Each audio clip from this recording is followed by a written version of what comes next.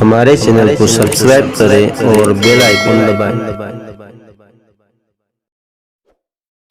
میلاد النبی کا جشن ہے، میلاد النبی کا جشن ہے، میلاد النبی کا جشن ہے۔ بسم اللہ الرحمن الرحیم۔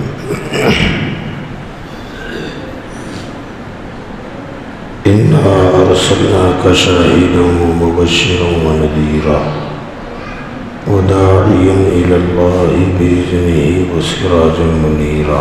صدق اللہ العظیم۔ معزز سامعین کرام، السلام علیکم ورحمۃ اللہ وبرکاتہ۔ ان اللہ وملائکتہ یصلون علی النبی یا ایھا الذین آمنوا صلوا علیہ وسلموا تسلیما۔ اللهم صل على سيدنا ونبينا مولانا محمد وعلى آله وبارك وسلم صلاة وسلاما عليك يا رسول الله صلى الله عليه وسلم۔ اللہ تبارک و تعالی قرآن مجید فرقان حمید میں ارشاد فرما رہا ہے، انا ارسلناک شاہدا ومبشرا ونذیرا۔ اے محبوب صلی اللہ علیہ وسلم، بے شک ہم نے آپ کو بھیجا شاہداً، حاضر و ناظر بنا کر،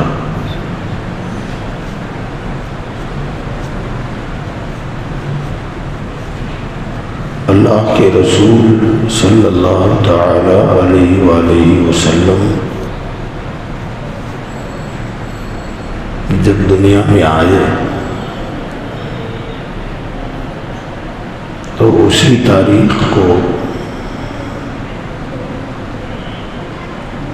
اور اس دن کو حضور سے محبت کرنے والے لوگ عید مناتے ہیں، اور ہمارا یہ نظریہ ہے کہ یہ عید نہیں بلکہ عیدوں کی عید ہے۔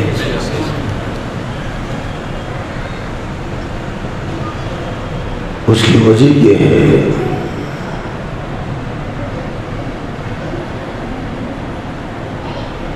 کہ جتنے مہینے یا جتنے تہوار، جتنی عیدیں ہم کو آپ کو ملی ہیں، وہ تمام عیدیں مصطفیٰ کے صدقے میں ملی ہیں، حتیٰ کہ قرآن بھی ہم کو ملا تو حضور کے صدقے میں ملا۔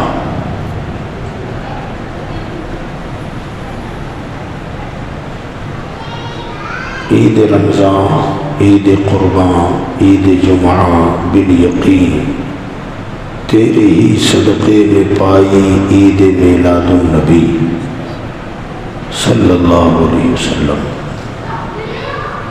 تو یہ عید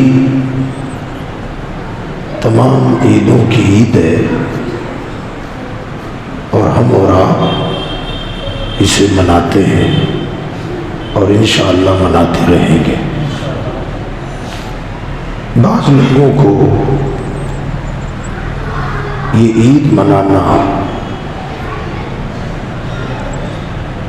اچھا بھی نہیں لگتا، ایک تو خود نہ منائے اور جو مناتے ہیں انہیں وہ بھی برا لگتا ہے۔ قابل غور بات یہ ہے کہ اللہ تعالیٰ نے قرآن مجید میں کئی جگہوں پر الگ الگ انداز میں جس دن لوگوں پر راحت ہوئی، انہیں سکون ملا، اللہ کی رحمت سے مستفیض ہوئے، اس دن کو یاد کرنے کا حکم اللہ نے خود دیا ہے۔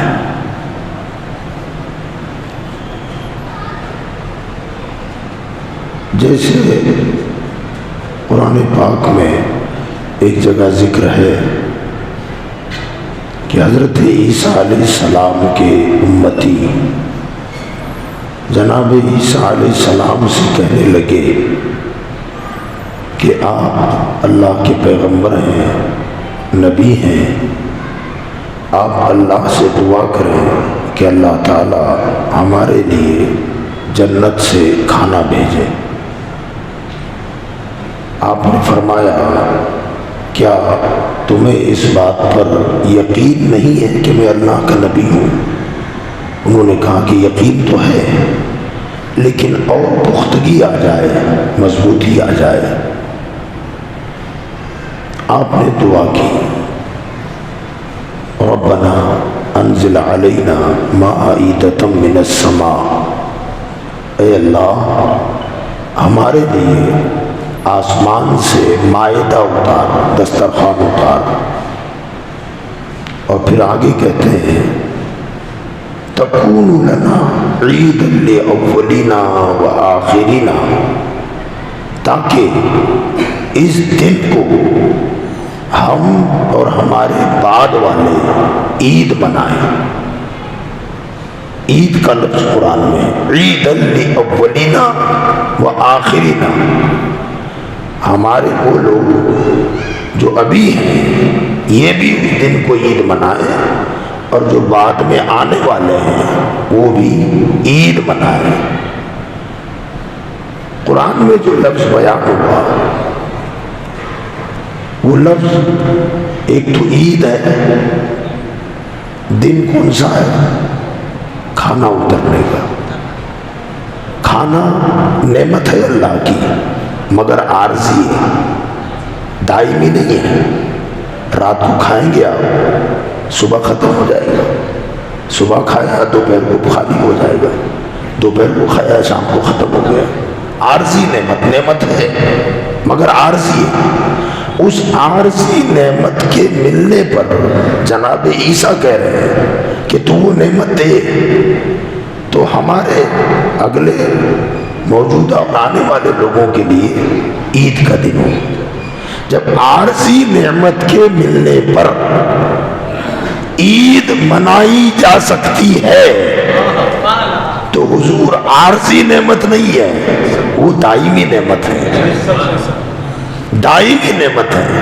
عارضی نعمت کے ملنے پر جب عید منانا جائز ہے تو دائمی نعمت کے ملنے پر بھلا عید کیوں نہ منائے؟ اس میں دوسرا لفظ ایک قابل غور ہے، عید الاولینا۔ یہ نا جو ہے نا یہ جمع متکلم کے لیے آتا ہے۔ جمع متکلم کا معنی ہوتا ہے یعنی ہم، ہمارے، ایک ہے میں اور تم الگ ہو گئے، میں الگ آپ الگ، اور میں یہ کہوں کہ ہم، تو پھر ہم الگ نہ ہو گئے، ایک ہو گئے۔ یہاں یہ فرمایا عید الاولینا، جو ہمارے لوگ ہیں ان کے لیے عید ہو۔ قابل غور بات یہ ہے جو ہمارے ہیں ان کے لیے عید ہو۔ پتہ چلا جو نبی کو اپنا سمجھتا ہے وہی عید مناتا ہے، جو نبی کو اپنا نہ سمجھے وہ عید نہیں مناتا۔ کوئی بات نہیں، آپ کی مرضی ہے، آپ بھلے نہ منائیں۔ اسی طریقے سے قرآن پاک میں ایک اور جگہ بھی اللہ تعالیٰ نے ارشاد فرمایا وَإِذْ نَجَّيْنَاكُمْ مِنْ آلِ فِرْعَوْنَ يَسُومُونَكُمْ سُوءَ الْعَذَابِ يُذَبِّحُونَ أَبْنَاءَكُمْ وَيَسْتَحْيُونَ نِسَاءَكُمْ وَفِي ذَلِكُمْ بَلَاءٌ مِّن رَّبِّكُمْ عَظِيمٌ وَإِذْ فَرَقْنَا بِكُمُ الْبَحْرَ فَأَنْجَيْنَاكُمْ وَأَغْرَقْنَا آلَ فِرْعَوْنَ وَأَنْتُمْ تَنْظُرُونَ۔ کہہ دے ذرا سبحان اللہ۔ اللہ فرماتا ہے وَإِذْ نَجَّيْنَاكُمْ، اور یاد کرو اس دن کو، بھولنا مت، یاد کرو اس دن کو۔ مولا کون سا دن؟ نجیناکم، جس دن ہم نے تمہیں نجات دی۔ نجات کائے سے نجات دی؟ من آل فرعون، فرعون اور فرعونیوں سے تمہیں نجات دی۔ اس دن کو کبھی بھولنا مت، یاد رکھنا۔ مولا کیسی نجات؟ اس کی تفصیل بتا رہا ہے۔ یسومونکم سوء العذاب، جب تم پر فرعون نے عذاب نازل کر دیا، عذاب میں مبتلا کر دیا، ظلم کیا۔ وہ ظلم کیا تھا؟ یذبحون ابناءکم ویستحیون نساءکم، وہ تمہارے مردوں کو ذبح کرتا اور عورتوں کو زندہ چھوڑ دیتا۔ یذبحون ابناءکم، بیٹوں کو، تمہارے بیٹوں کو ذبح کرتا۔ وَيَسْتَحْيُونَ نِسَاءَكُمْ، تمہاری عورتوں کو زندہ چھوڑ دیتا تاکہ کنیزیں لونڈیاں بنائی جا سکیں۔ لڑکوں کو کاٹ ڈالتا، زندہ ذبح کر دیتا، حلق پہ چھری چلا دیتا۔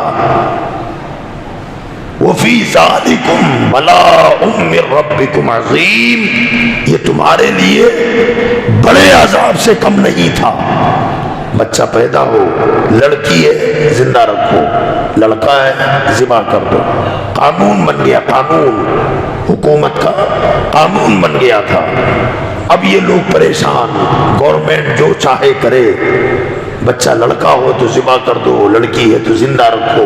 لڑکی زندہ رہے گی تو ظاہر بات ہے جوان ہوگی، آوارہ گردی بھی کر سکتی ہے، لونڈی بنا لو، کنیز بنا لو، گھر کا کام کاج کرا لو۔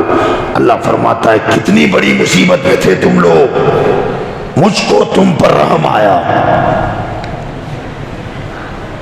وَإِذْ فَرَقْنَا بِكُمُ الْبَحْرَ فَأَنْجَيْنَاكُمْ، اور اسے یاد رکھو، یہ وَإِذْ جو ہے اذکر کے معنی میں آتا ہے، یاد کرو۔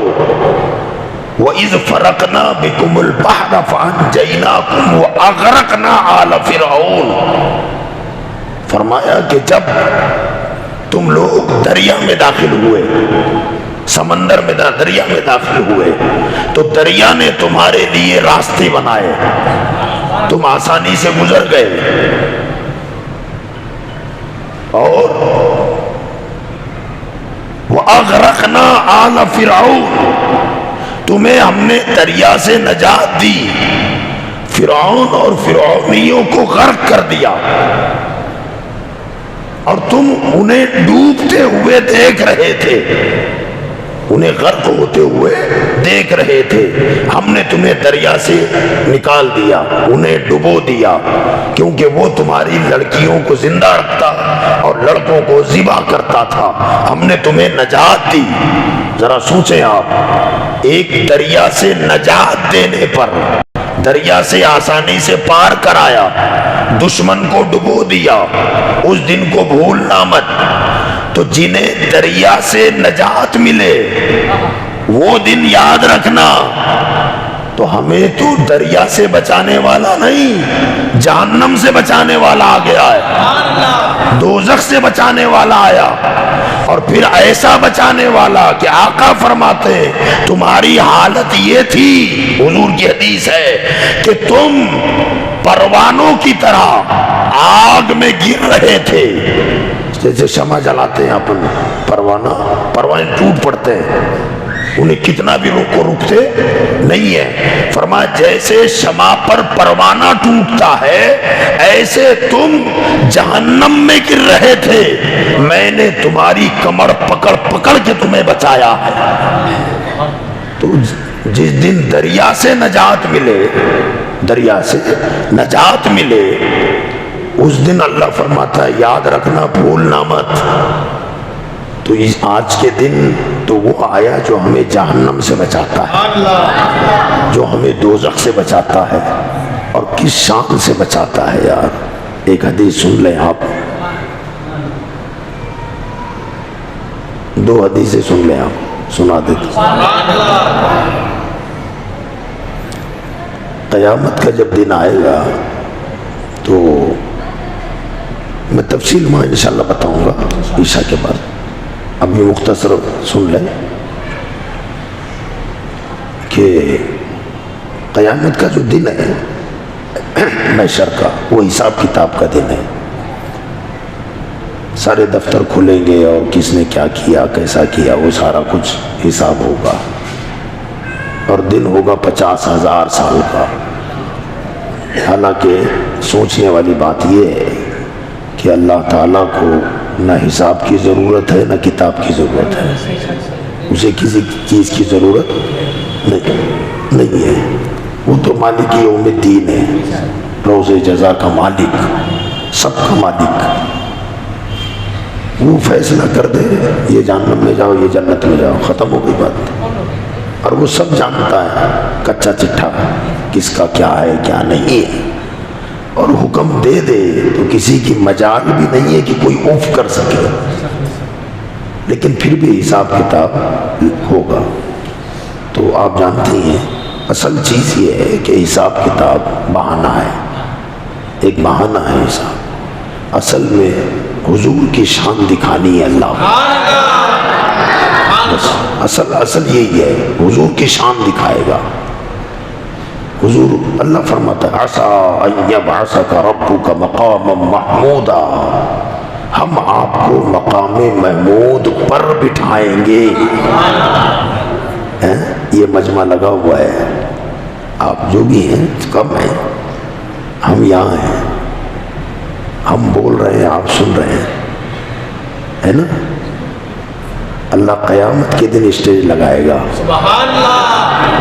وہ ہے مقام محمود، وہ ہے مقام محمود، اور اس پر حضور کو بٹھائے گا. آقا فرماتے ہیں لواء الحمد، لواء کہتے ہیں جھنڈے کو، لواء الحمد میرے ہاتھ میں ہوگا.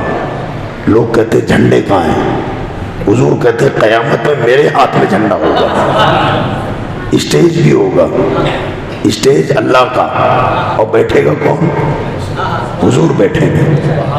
یہ مقام محمود پر بھی علماء نے گفتگو کی ہے، کلام کیا ہے کہ مقام محمود جو کرسی ہے یا اسٹیج ہے وہ کیا ہے، کائے کا ہے؟ کیا قیامت کے دن بنایا جائے گا؟ بعض کہتے ہیں وہ مقام شفاعت ہے. بھئی ٹھیک ہے مقام شفاعت ہے، لیکن کچھ تو ہے جس پر بٹھایا جائے گا. تو وہ کیا ہے؟ علماء نے الگ الگ تشریح کی ہے اس کی، کوئی کچھ کہتا ہے کوئی کچھ کہتا ہے. مگر عاشق جو ہیں عشاق، خاص طور سے عاشقوں کی جماعت میں ہمارے لیے بڑی شخصیت اعلیٰ حضرت کی ہے. وہ فرماتے ہیں کہ مقام محمود الگ سے کوئی اسٹیج نہیں بنے گا، بلکہ اللہ کا جو عرش ہے، عرش اعظم، اس عرش اعظم پر اللہ حضور کو بٹھائے گا. اس عرش پر، اللہ کے عرش کس کا ہے؟ اللہ کا ہے. الرحمن علی العرش استوى، یہ قرآن نے فرمایا. لیکن عرش تخت کو کہتے ہیں، تخت، عرش کا معنی تخت ہے. اللہ بیٹھنے سے پاک ہے. اب تختہ ہے عرش اعظم، بڑا تخت بنایا. مولا تو بیٹھتا نہیں، پھر بٹھائے گا کس کو؟ اللہ فرمایا پہلے بنا دیا ہے، قیامت کے دن مصطفیٰ کو بٹھاؤں گا. اب اعلیٰ حضرت کیا فرماتے ہیں؟ عرش حق ہے، یہ شعر، عرش حق ہے مسند رفعت رسول اللہ کی، دیکھنی ہے حشر میں عزت رسول اللہ کی. دیکھنی ہے زہے عزت و اطلاع محمد.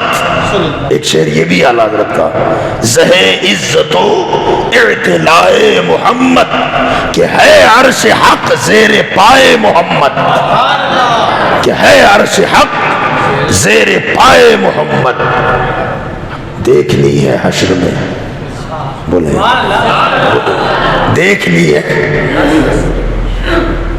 دیکھنی ہے حشر میں عزت رسول اللہ کی. آقا فرماتے ہیں اولین و آخرین، آدم سے لے کر قیامت تک سب قیامت کے اس میدان میں جمع ہوں گے، اور خطیب محشر میں رہوں گا. وہ بزم حضور کے لیے سجے گی، سارے لوگ ہوں گے. یہاں ایک اہم بات جو بتانا ہے وہ یہ ہے کہ قیامت کا میدان سجے گا مصطفیٰ کے لیے. اور ہم آپ دیکھتے ہیں ہمیشہ زندگی میں کہ جب بھی کوئی محفل کسی کے لیے سجتی ہے، جس کے لیے بھی سجے، تو جس کے لیے سجتی ہے نا وہ سب سے اخیر میں آتا ہے. برابر اصول ہے. باقی لوگ پہلے آ جائیں، منڈپ پہلے ہو، شامیانہ پہلے ہو، بچھانا پہلے ہو، پبلک پہلے ہو، مقرر خصوصی لاسٹ میں آئیں گے، سب سے اخیر میں آتے ہیں. یہ اصول ہے. اب بزم محشر سجے گی حضور کے لیے، مگر حدیث میں ہے سرکار فرماتے ہیں کہ جب قیامت کا دن آئے گا نا تو سب سے پہلے میں اپنی قبر سے نکلوں گا، سب سے پہلے. اور محشر کے میدان میں سب سے پہلے میں پہنچوں گا. حالانکہ محشر بپا ہوگا حضور کے لیے، انہیں آنا چاہیے سب سے لاسٹ میں، مگر حضور کہتے ہیں میں سب سے پہلے آؤں گا. قبر، حدیث یہ ہے کہ میری قبر سب سے پہلے کھلے گی. میں اپنی قبر سے اس حال میں نکلوں گا کہ میرے ایک ہاتھ میں ابو بکر کا ہاتھ ہوگا، ایک ہاتھ میں عمر کا ہاتھ ہوگا. اس شان سے نکلوں گا. پھر بعد میں سارے لوگ آئیں گے. تو بھی سوال یہ ہے، یہ حدیث پوری ہو گئی کہ جس کے لیے محفل سج رہی ہے اسے لاسٹ میں آنا چاہیے. آقا کہتے ہیں میں سب سے پہلے آؤں گا. اس کا ریزن کیا ہے، وجہ کیا ہے؟ تو سن لیں آپ. وجہ یہ ہے سرکار اپنی امت سے محبت بہت فرماتے ہیں. ہم جو میلاد مناتے ہیں نا ایسے ہی نہیں مناتے، جو قدم قدم پہ کام آنے والا ہے اس کا میلاد مناتے ہیں. جیسے مثال کے طور پر ہم سے کوئی گناہ ہو جائے دنیاوی اعتبار سے اور پولیس ہمارا پیچھا کرے، ہم بھاگ رہے ہیں، چھپ رہے ہیں، یہاں رشتہ دار کے یہاں گیا، وہ گاؤں گیا، وہ گاؤں گیا، مگر آخر میں پکڑا گیا. اب عزت دار آدمی تھا، پکڑا گیا. کبھی پولیس اسٹیشن کی دادر نہیں چلا، پولیس والوں سے کبھی وہاں جا کے بات نہیں کی. زندگی میں پہلی مرتبہ ہوا یہ معاملہ اور گرفتار ہو گیا. کلیجہ تھک تھک تھک تھک کرتا ہے، کیا کروں کیا کروں کیا کروں، پتہ نہیں کتنا مارے گا، کیا ہوگا، بے عزتی ہوگی، ذلت ہوگی، یہ ہوگی. اب اس کے دماغ میں جو چلتا ہے نا، کس کو بات کروں، کس سے فون کروں، لیڈر، کوئی نیتا، کوئی ہو ایسا جو بات کر کے بچا لے مجھ کو، یہ سوچتا ہے. اب اس کے ذہن میں ایک نام آ جائے کہ ہاں یار وہ آدمی ہے جو مجھے بچا سکتا ہے. اب مگر کروں کیا، گرفتاری میں ہوں، فون میرے پاس نہیں ہے، کیا کروں، پولیس ہے پکڑ کے لے جا رہی ہے. جیسے وہاں پہنچا ہے تو جس پر بھروسہ تھا وہ اندر بیٹھا ہوا ہے، وہ اندر بیٹھا ہوا ہے. اس پر نظر پڑتے ہی مجرم کی حالت کیا ہوگی، سینہ پھول جائے گا، بس ہو گیا، میرا کام ہو گیا. جسے میں ڈھونڈ رہا تھا وہ تو پہلے سے موجود ہے. قیامت کا میدان سجے گا مصطفیٰ کے لیے، اور امتی کانپ رہے ہوں گے، کیا ہوگا کیا ہوگا کیا ہوگا۔ آقا فرماتے میں پہلے سے بیٹھا رہوں گا، میرے غلام جیسی دیکھیں گے او میرے مصطفیٰ پہلے سے موجود ہے، مجھے ڈر کس بات کا ہے، مجھے کس بات کا خوف، میرا بچانے والا پہلے سے موجود ہے۔ فرشتوں بھلے تم پکڑ کے لا رہے ہو مگر شافع محشر پہلے سے بیٹھا ہوا ہے، شافع روز جزا پہلے سے موجود ہے، مجھے اب ڈرنے کی ضرورت نہیں۔ وہ خوف دور کرنے کے لیے حضور پہلے آ جائیں گے، امتیوں کو دلاسا دلانے ڈھارس باندھانے کے لیے حضور پہلے سے موجود رہیں گے تاکہ میری امت بے فکر ہو جائے۔ اور وہ شافع محشر تو ایسے ہیں، اللہ اکبر، خدائے قہار ہے غضب پر، اللہ حضرت فرماتے ہیں خدائے قہار ہے غضب پر، کھلے ہیں بدکاریوں کے دفتر، بچا لو آ کر شفیع محشر، تمہارا بندہ عذاب میں ہے، بچا لو آ کر۔ اور جب وہ آ جائیں تو پھر اعلیٰ حضرت فرماتے ہیں ایک میں کیا میرے عصیاں کی حقیقت کتنی، مجھ سے 100 لاکھ کو کافی ہے اشارہ تیرا۔ حضور اشارہ کر دیں گے تو لاکھوں بخشے جائیں گے، اشارے پر لاکھوں بخشے جائیں گے، جب زبان کھولیں گے تو کتنے بخشے جائیں گے۔ تو اس لیے ہم میلاد مناتے ہیں کہ ہمیں سب سے بڑی نعمت اللہ نے آج کے دن عطا فرمائی، سب سے یہاں کے لیے بھی، قبر کے لیے بھی، محشر کے لیے بھی سب سے بڑی نعمت حضور کی ذات ہے۔ بولنے والے بولتے رہیں، بکنے والے بکتے رہیں، ہم اپنا کام کرتے رہیں۔ جس کو لگا ہو، جس کو محبت ہو وہ کرے گا، جس کو لگا نہیں ہے وہ نہ کرے، اس کی مرضی ہے۔ بہرحال جہاں کسی کے آنے پر خوشی وہی منائے گا نا جس کا کوئی کنیکٹڈ ہو، کوئی کنیکٹ ہو نا، کوئی کچھ تو جوڑ ہو، جس کا کوئی جوڑ ہی نہیں ہے وہ آ گیا مجھے کیا ہے، کوئی آتا ہے جاتا ہے مجھے کیا پرواہ ہے۔ جس کا کچھ نہ کچھ رشتہ ہو تو وہ کہے او وہ آئے، وہ سارے کام چھوڑ دے گا، وہ سارے کام چھوڑ دے گا۔ تو جس کے ساتھ جس کا کوئی رشتہ ہے وہ خوشی منائے گا، اور جس کا نبی کے ساتھ کوئی رشتہ ہے ہی نہیں وہ کیوں منائے گا، اگرچہ چھوٹی نسبت صحیح مگر ہم کو نسبت تو ہے۔ اعلیٰ حضرت فرماتے ہیں زاہد میں ان کا گنہگار، وہ میرے شافی، اتنی نسبت کیا مجھے کم ہے؟ تو سمجھا کیا ہے، تو سمجھتا کیا ہے اپنے آپ کو؟ میں گنہگار ہوں، وہ شفاعت کرنے والے ہیں، اتنی نسبت کیا مجھے کم ہے، تو سمجھا کیا ہے؟ اور پھر فرماتے ان کو سبق دیتے ہوئے کہ اور تم پر میرے آقا کی عنایت نہ سہی، نجدیوں کلمہ پڑھانے کا بھی احسان گیا۔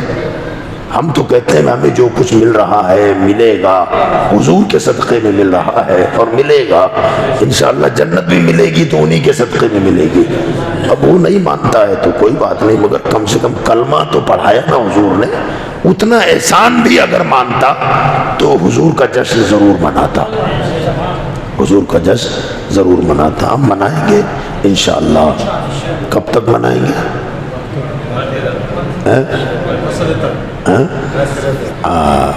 حشر تک ڈالیں گے ہم پیدائش مولا کی دھوم، مثل فارس نجد کے قلعے گراتے جائیں گے، خاک ہو جائیں عدو جل کر مگر ہم تو رضا، دم میں جب تک دم ہے ذکر کا سناتے جائیں گے انشاءاللہ۔ کرو گے انشاءاللہ؟ انشاءاللہ۔ وما علینا الا البلاغ۔